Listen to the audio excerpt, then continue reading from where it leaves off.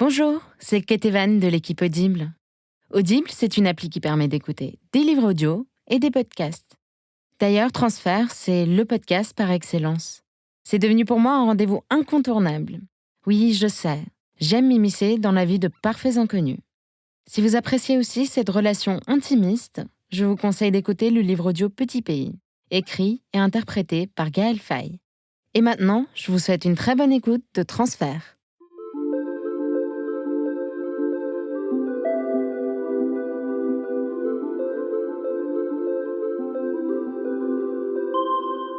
Dans le documentaire Sexe sans consentement de Delphine Dilly et Blandine Grosjean, sorti en mars 2018, il y avait tous ces témoignages passionnants, terrifiants, sur la zone grise du consentement, sur ces rapports sexuels qui avaient eu lieu alors que les femmes n'en avaient pas eu envie. Et il y avait cette femme notamment, peut-être 25 ou 28 ans, châtain, créole aux oreilles, sourire rouge. Elle racontait une fête qui avait eu lieu chez un garçon. À un moment donné de la soirée, il avait commencé à l'embrasser et à l'emmener dans sa chambre.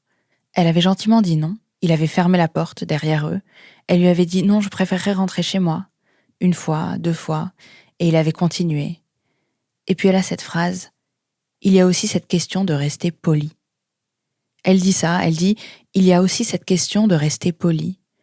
Elle a arrêté de dire non et de résister parce qu'elle avait peur, parce qu'il était plus costaud, mais aussi pour rester poli.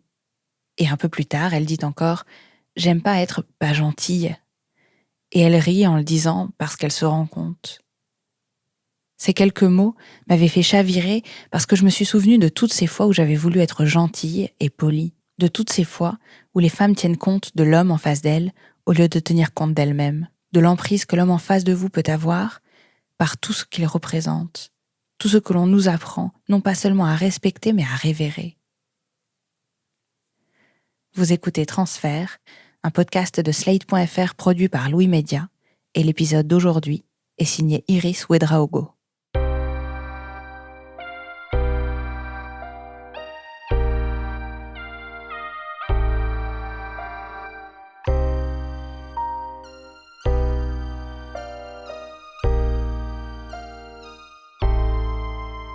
En septembre 2014, je commence à travailler dans une librairie, qui est une grosse librairie en province, qui organise tous les jours des rencontres avec des écrivains et des écrivaines. Et moi, mon rôle, je suis stagiaire, c'est d'organiser tout en amont, de contacter les éditeurs, de contacter les journalistes, de préparer la rencontre, et le jour J, d'aller chercher ces auteurs et ces autrices à la gare, de les accompagner à leur rendez-vous et de faire en sorte que tout se passe bien. C'est un boulot que j'aime beaucoup, je suis une grosse lectrice, du coup d'être dans cette ambiance de lecture, de livres, et de rencontrer ces écrivains, ces écrivaines qui sont des personnalités politiques, des historiens, des poètes. C'est vraiment un boulot que je trouve excitant et qui me réjouit tous les jours, qui me plaît beaucoup. Un jour, fin décembre, c'est une grosse journée. Au niveau rencontre, on a 4 personnes qu'on doit accueillir dans la même journée. C'est une logistique hyper compliquée et finalement j'arrive en retard avec une collègue à la gare et on récupère les écrivains et écrivaines du jour. Et puis parmi ces personnalités, il y avait Paul. Paul, c'est un écrivain que j'admire beaucoup. Il est comédien, il est écrivain et je lis beaucoup ce qu'il fait depuis longtemps. Et du coup, je rencontre ce Paul et c'est très étonnant parce que à la gare, tout de suite, je m'entends assez mal avec les autres personnalités qui sont là, qui sont assez froides, assez agacées par la logistique. Et Paul, il est très simple, il est très marrant et il se réjouit tout de suite d'être arrivé. Et du coup, je l'emmène. On part tous ensemble au restaurant. On a prévu de déjeuner ensemble. C'est un groupe très hétéroclite, très bizarre, avec la moitié qui râle et la moitié qui se réjouit d'être là. Et moi, j'ai une connivence qui se crée assez vite avec Paul. Je savais qu'on était un peu sur la même longueur d'onde sur nos intérêts culturels et politiques. Mais c'était surprenant parce que c'est peut-être le premier écrivain qui me considérait pas comme une potiche. Parce qu'en fait, dans cette librairie, c'est vrai que c'est souvent Je suis souvent prise pour une secrétaire, une hôtesse, et pas pour ce que je suis, une organisatrice de rencontres. Et lui, il va me parler normalement, il va me poser des questions sur ma vie, il va me considérer comme une amatrice de lecture, comme une autre. Et c'est vrai que c'est un moment très, très agréable qu'on passe ensemble au restaurant. Finalement, la journée continue, la rencontre se passe bien, on arrive à s'en sortir dans cette logistique un peu compliquée. Et arrive le soir, il fait des dédicaces et il faut qu'il parte. On se retrouve sur le parvis de la librairie avec mon patron, lui et moi. Et en fait, il est convenu qu'il doit revenir d'ici quelques mois parce qu'il a un autre livre en préparation. Et là, il y a quelque chose d'étonnant qui se passe, c'est il me demande mon numéro. Il cherche à prendre mon numéro pour qu'on organise directement la prochaine rencontre ensemble sans passer par mon patron. Et je suis assez surprise parce que certes on a eu cette connivence, mais j'ai pas l'habitude d'échanger mon numéro perso avec les écrivains. Et je me demande à ce moment-là si effectivement il y aurait pas plus qu'une simple connivence amicale. Je me questionne sur ses intentions en fait. Et en même temps, on s'est tellement bien entendu que je donne mon numéro et qu'au fond, je me réjouis de pouvoir échanger avec lui pendant les prochains mois pour préparer la rencontre suivante. Après cette première rencontre, je suis assez fière d'avoir retenu son attention et je suis assez excitée par l'idée de pouvoir être amie avec quelqu'un que j'admire autant et qui est une personnalité publique de son envergure. Et en même temps, je suis un peu intriguée par ce moment où il me demande, où il m'a demandé mon numéro. Et juste après, en fait, juste après cette rencontre, tout début janvier, il commence à m'écrire. Il m'écrit un message, il m'écrit 2 messages, et à chaque fois, c'est des messages très, très enjoués, en fait, très, très enthousiastes à l'idée de pouvoir me revoir fin février. Et moi, je comprends pas. Je suis assez étonnée. Et c'est à ce moment-là que je commence à ressentir un malaise parce que la situation est étonnante et je me demande quelles sont ses intentions. J'ai du mal à comprendre en fait ce qu'il veut. Et du coup, je suis partagée entre la curiosité, l'impatience de comprendre ses intentions, la fierté de susciter de l'intérêt pour lui et le malaise parce qu'au fond, j'ai pas du tout envie d'une relation autre que amicale avec cet homme-là. Et, et c'est comme ça que se passent les 2 mois jusqu'à sa rencontre. On arrive en février, et en février, hasard du calendrier, mon stage se termine quelques jours avant la date où est prévue la rencontre avec Paul.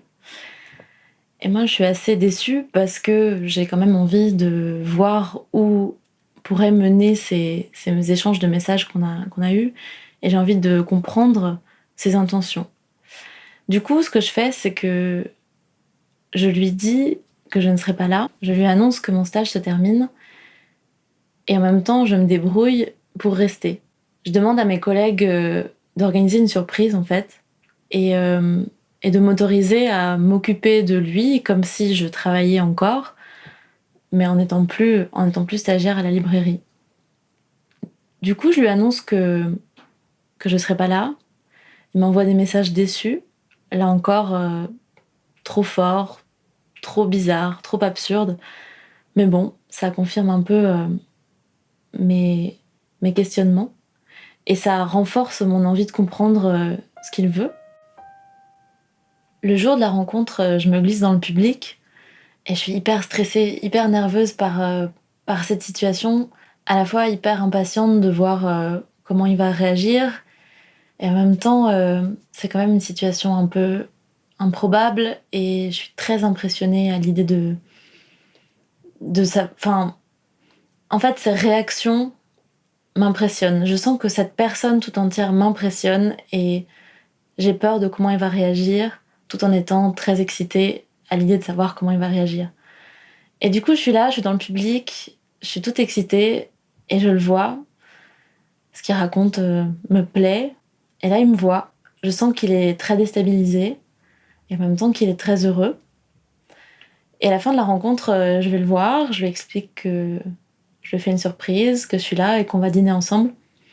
Et il n'arrive pas à cacher sa joie, il a l'air très, très réjoui. Je vais donc le chercher après la rencontre à son hôtel et je l'emmène avec une autre stagiaire qui est une collègue à moi et son attachée de presse qui est là aussi. Et on va tous les quatre dans un restaurant. C'est un restaurant assez chic qui fait de la nourriture traditionnelle et en même temps assez raffinée. C'est cosy, c'est un endroit que je connais bien. J'y vais très régulièrement avec les écrivains qui viennent dans ma ville. Et, euh, et on est bien. Et c'est amusant parce que ils étaient hyper contents d'être là. Son attaché de presse et lui, très réjouis, très détendus. Et ils ont décidé de se faire plaisir. Donc on y va, on commande beaucoup de nourriture, on commande de l'alcool, on se prend la coupe de champagne avant. Et, et c'est un moment très agréable, on rigole beaucoup, on se raconte notre enfance, on se raconte notre vie. On dirait vraiment quatre amis qui se retrouvent. Et moi je me sens bien. Et en même temps, j'ai toujours un peu ces arrière-pensées de me demander... Je me dis, c'est le moment. S'il me drague, c'est le moment où il va me draguer. Et en même temps, je suis jamais sûre que j'ai vraiment envie qu'il me drague. En fait, j'ai aucune idée des conséquences si cette drague est réelle. Et en même temps, je suis vraiment trop impatiente de comprendre la situation et de comprendre ses intentions. Alors à la fois, je suis bien et à la fois, je suis stressée et j'attends et je guette. Et à un moment donné, les deux filles partent fumer, je me retrouve seule avec lui et je me dis, c'est le moment, il va faire quelque chose, il va me dire quelque chose. Et en fait, il dit rien, il fait rien. Moi, évidemment, je fais rien. Et on a juste une conversation intéressante et une super complicité. Et finalement, je me dis, ok, il se passe rien.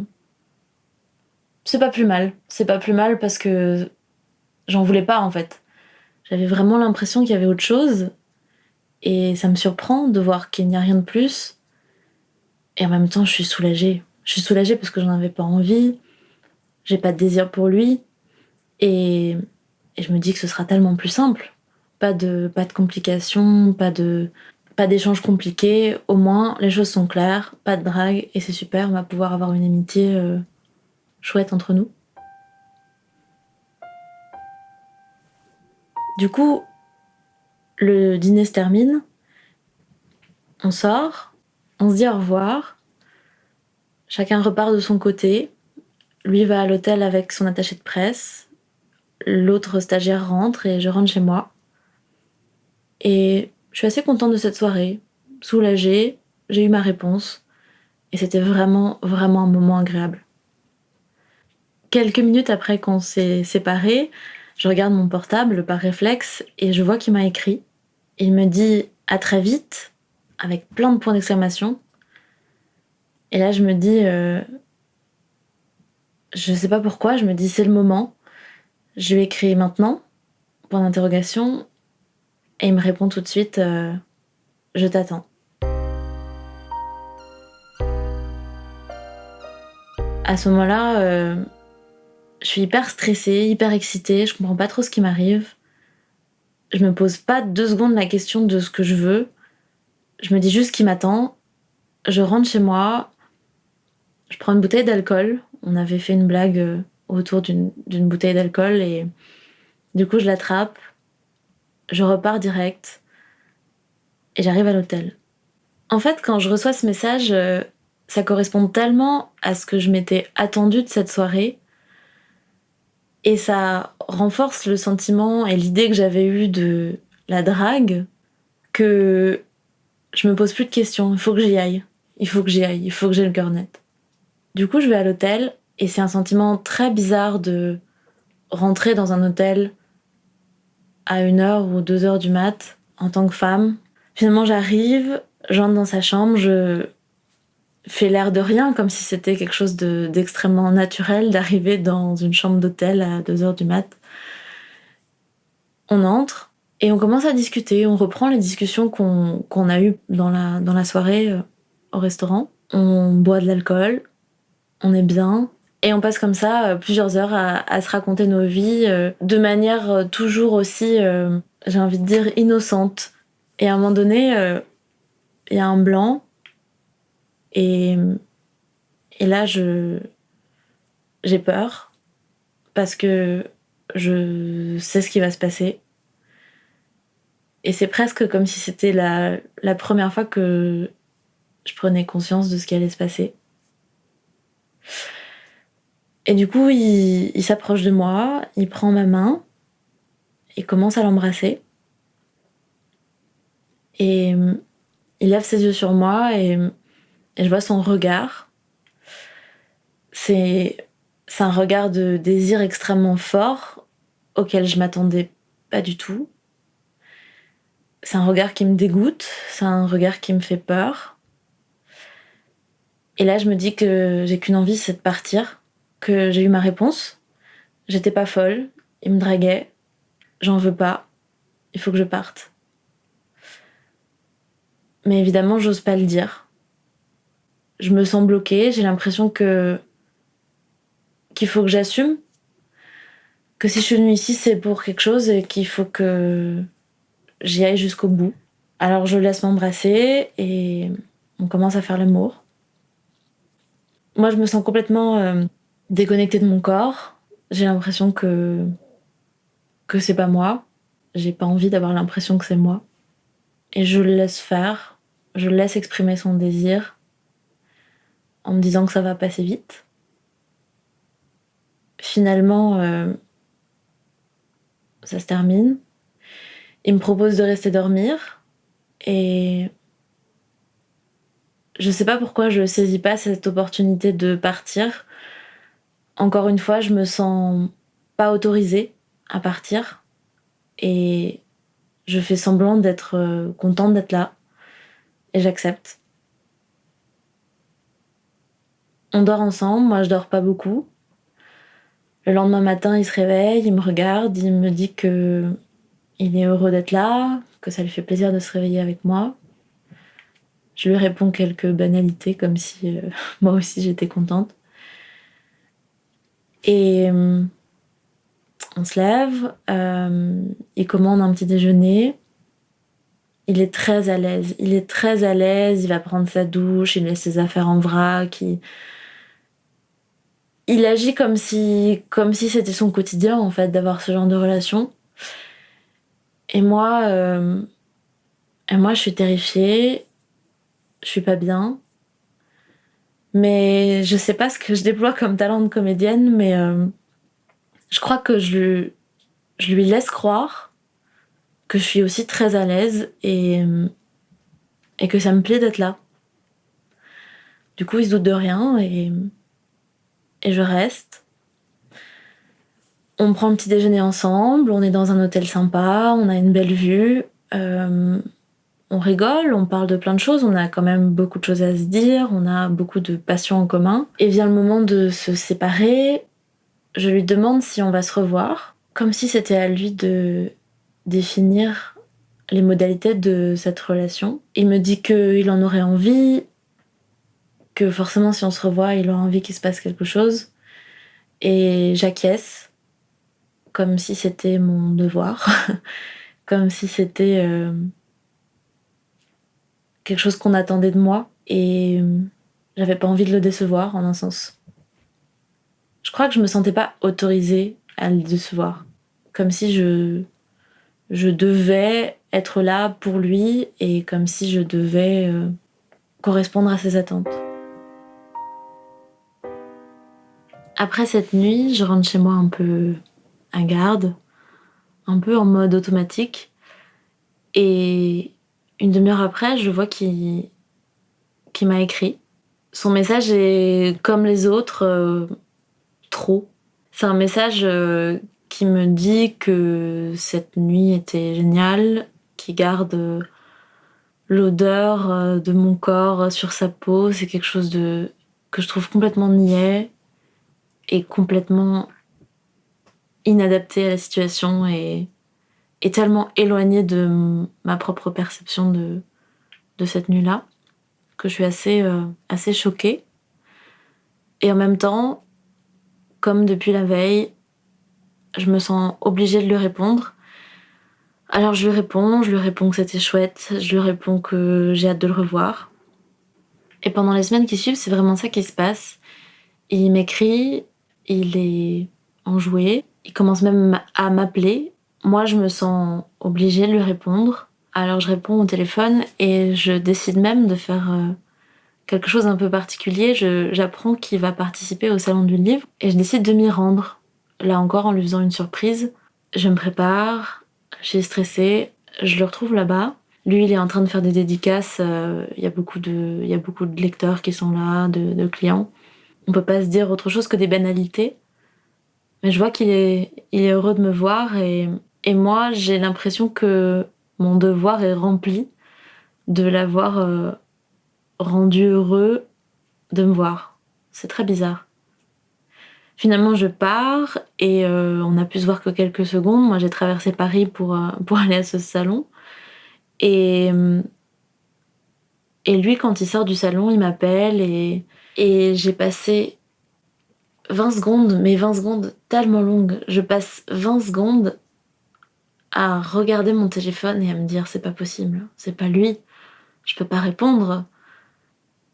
Et je réponds et je me planque dans ma chambre, je me mets dans mon lit et je réponds l'air de rien. Ah, salut Paul, c'est super, ça me fait plaisir. Et on se raconte notre vie. Et au fond de moi, je me dis mais qu'est-ce que qu'est-ce que je fais là? Qu'est-ce qui se passe? J'ai pas du tout envie d'avoir une relation amoureuse avec Paul. Pourtant, ça en prend le chemin. Ouais, je me sens vraiment régulièrement stressée, nerveuse, mais incapable d'agir sur ce stress et incapable de ne pas répondre et de ne pas rentrer dans son jeu.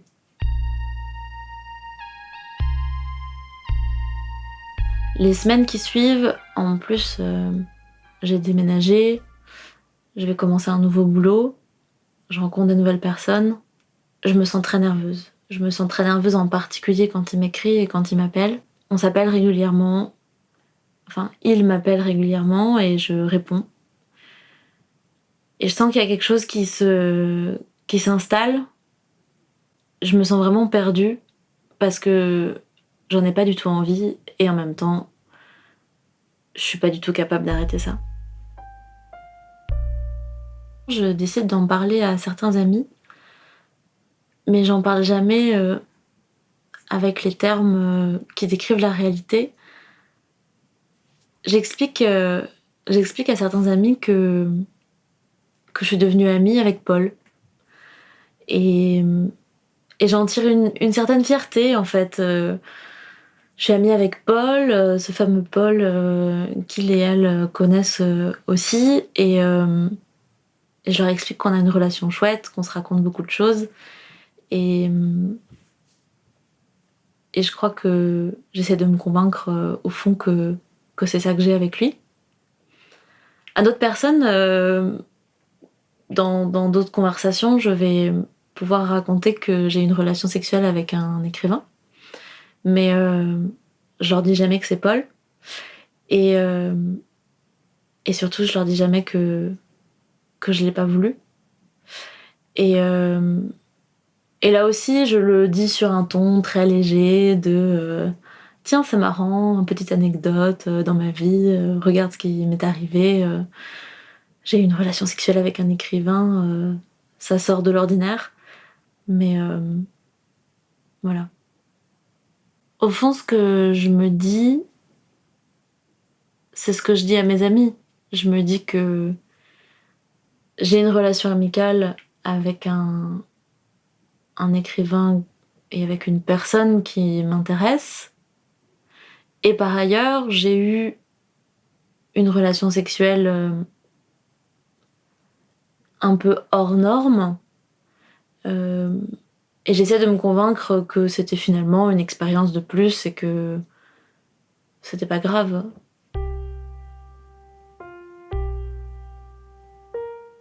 Il y a un autre élément à ce moment-là qui contribue à faire grandir mon malaise, c'est que je commence à fréquenter un garçon et à créer une relation amoureuse avec lui. Et je sens que je suis dans le mensonge parce que je lui parle pas de Paul et, et j'ai tellement pas envie que cette relation existe que je me persuade que elle n'existe pas, mais au fond de moi je sais bien qu'elle existe et qu'elle est problématique aussi vis-à-vis de ce garçon. Et un jour je fais un rêve, je rêve que je suis avec d'un côté ce garçon et de l'autre Paul, et je le raconte à ma psychanalyste. Et elle me dit quelque chose qui m'énerve. Elle me dit mais oui, vous êtes entre deux hommes. Et pour moi, c'est cette phrase, c'est un vrai déclic parce que je me dis qu'elle est complètement à côté de la plaque. Je me dis mais pas du tout, je suis pas entre deux hommes. Je suis avec un homme et il y en a un autre qui a une emprise sur moi. Et je crois que c'est vraiment le moment où je prends conscience de l'emprise de Paul sur moi. Et c'est le moment où je décide de couper. C'est le moment où je décide d'arrêter ça, de me libérer de cette emprise. Et au fond, le fait d'être avec un garçon, c'est une très bonne excuse pour arrêter. Le lendemain, je décide d'écrire à Paul. Je lui propose de s'appeler. Pour la première fois, je prends l'initiative de lui écrire ou de l'appeler. Et je lui explique, comme une rupture classique, que j'ai rencontré quelqu'un et que j'ai pas envie de lui mentir et que j'aimerais bien qu'on arrête de se fréquenter, en tout cas de cette façon-là. Il est déçu. On dirait un enfant au téléphone. Il est triste et déçu, mais il accepte. Il me propose qu'on reste amis. C'est une phrase tellement banale et je me sens tellement soulagée. Je me sens tellement libérée. Je me dis vraiment une bonne chose de faite. Enfin, je vais pouvoir vivre sereinement cette relation que je suis en train de créer avec quelqu'un de sain. Et enfin, cette emprise dont je commence à percevoir l'ampleur va pouvoir se terminer. Je me sens libérée, mais en fait, j'arrive pas à arrêter d'y penser. Paul m'écrit, il n'a pas compris que je voulais plus entendre parler de lui, il continue à m'écrire. Cette fois-ci, je lui réponds moins, mais je lui réponds toujours. Je lui réponds plus froidement, mais je laisse pas un message sans réponse. Et je me sens encore, au fond, complètement étouffée justement par cette relation, parce que je sens l'inégalité entre nous. Je sens que lui, il est libre et que moi, je suis empêtrée dans ses sentiments négatifs et obligée en fait à entendre parler de lui tout le temps et obligée à recevoir ses messages. J'ai vraiment l'impression que je n'arriverai jamais à le faire partir. Un jour, quelques mois plus tard, il m'envoie un autre message. Un message pour me demander des nouvelles, un message banal. Mais ça faisait quelques semaines qu'il m'avait pas écrit, j'avais commencé à l'oublier. Et ce message, il me provoque une crise de panique. J'ai du mal à respirer, je fais tomber mon téléphone par terre, par maladresse, mais par perte de mes moyens. Et à ce moment-là, il y a mon copain qui arrive, par coïncidence. Il me voit dans tous mes états, il comprend pas, et là, je lui explique tout. Et je lui explique aussi mon ressenti, le malaise que je ressens à chaque fois que je reçois un de ces messages.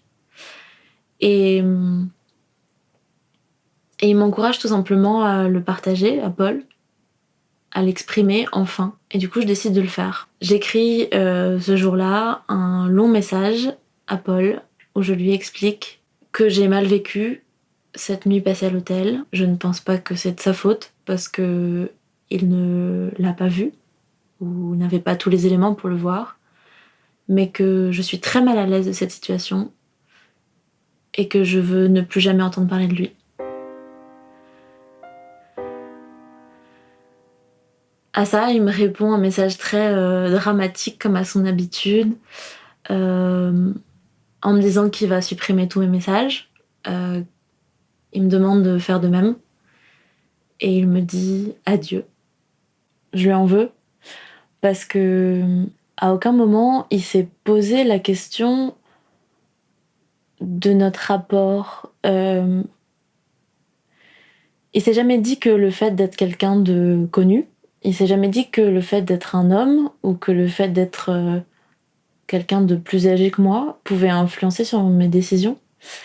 Et je lui en veux de pas avoir cherché à vérifier mon consentement ou de pas avoir explicité ce rapport pour s'assurer de ma liberté. Je supprime ses messages, je supprime son numéro. Et là, je crois que là, je me sens vraiment, vraiment plus libre.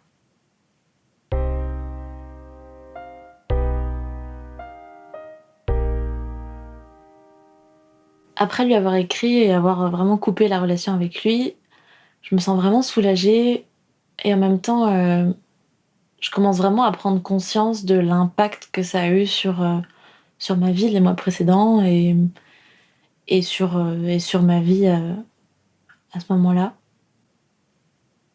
À un moment donné, je fais un rêve qui me fait vraiment comprendre l'étendue de l'emprise qu'il a eue sur moi et la réalité en fait de cette emprise. Je rêve que je suis dans un appartement, dans un hôtel en fait, très élégant, avec beaucoup de symboles du pouvoir intellectuel, avec une grosse bibliothèque, avec des beaux meubles. Et il y a un homme devant moi, un homme respectable, un homme, je crois qu'il est médecin dans mon rêve, et sa femme est à côté. Cet homme est charmant avec moi jusqu'au moment où je veux partir. Et là, il commence à sortir son sexe et à me montrer son sexe. Moi, je veux partir, je veux fuir, et il me laisse pas partir. Et mais il me bloque pas forcément physiquement, mais il fait en sorte que je ne puisse pas partir. Et dans ce rêve, je suis complètement tétanisée et je cherche une stratégie pour partir, mais je ne la trouve pas. Et je n'ose pas partir brutalement en courant ou en le poussant. Et je me retrouve face à lui qui a son sexe sorti et qui a un regard fou, un regard de joie et un regard de jouissance de ce pouvoir qu'il a sur moi.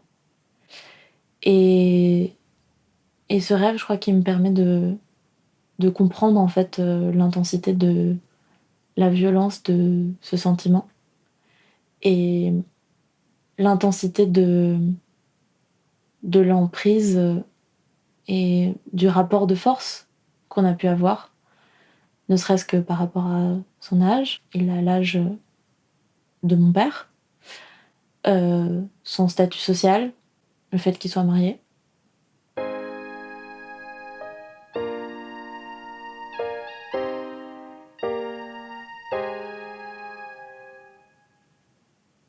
Ce moment, c'est vraiment un moment de transition dans ma vie.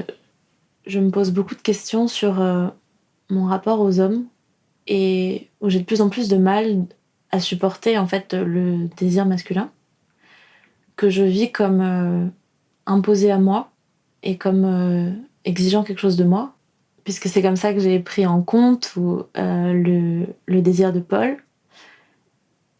Et j'ai l'impression que le désir masculin exige toujours de moi une réponse et que je peux pas m'y soustraire.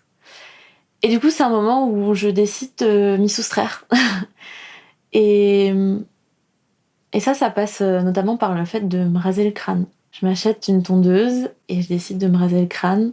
En me rasant les cheveux, j'ai senti qu'il y avait moins d'attente et de désir des hommes pour moi. Et je me suis sentie tellement libérée, tellement bien. À ce moment-là, mon objectif assez conscient, c'est vraiment de mettre à distance la personne que j'étais quand j'ai eu cette relation avec Paul. Cette personne passive, cette personne qui n'ose pas dire non et qui n'agit que pour plaire. C'est passé aussi par être beaucoup plus intraitable sur mon consentement dans mes relations sexuelles. Et c'est un moment hyper important pour moi de transition. Ouais. Et là, vraiment, mon travail, c'est de me libérer de ça. C'est de faire mes propres choix. C'est d'affirmer, quitte à être chiante, quitte à déplaire. Et c'est surtout apprendre à dire non. 2 ans plus tard, je raconte cette histoire à une amie et elle me dit qu'elle a quelque chose à me montrer. Et elle me montre un épisode de la série Girls. Un épisode qui raconte l'histoire d'une jeune femme journaliste qui va interviewer son écrivain préféré. Mais elle va le faire parce qu'elle sait que cet homme est accusé d'avoir harcelé sexuellement des femmes. Et elle va, en quelque sorte, lui demander des comptes. Et tout l'épisode montre à quel point cette femme, qui est certes dans l'admiration, mais qui est sur la défensive, cet épisode montre comment elle rentre dans un rapport d'emprise, elle aussi, avec cet écrivain, subtilement, comment il joue avec elle pour obtenir d'elle, finalement, des faveurs sexuelles qu'elle n'était pas du tout venue pour donner. Et cet épisode a été très révélateur pour moi. J'ai eu l'impression d'y voir une partie de mon histoire, évidemment pas la même chose, mais une partie. Et au fond, je me demande si aujourd'hui, je serais pas, malgré mon travail sur moi-même, je serais pas comme elle, incapable de dire non. Elle qui est sur la défensive, elle qui a des armes pour se défendre, elle est quand même dépassée par ces rapports de force qui sont difficiles, qui sont violents et qui sont omniprésents. Je pense que c'est encore dur pour moi de dire non aujourd'hui et que je peux me retrouver à tout moment encore dans ce genre de situation. C'est un processus long. C'est un processus long d'apprendre à dire non.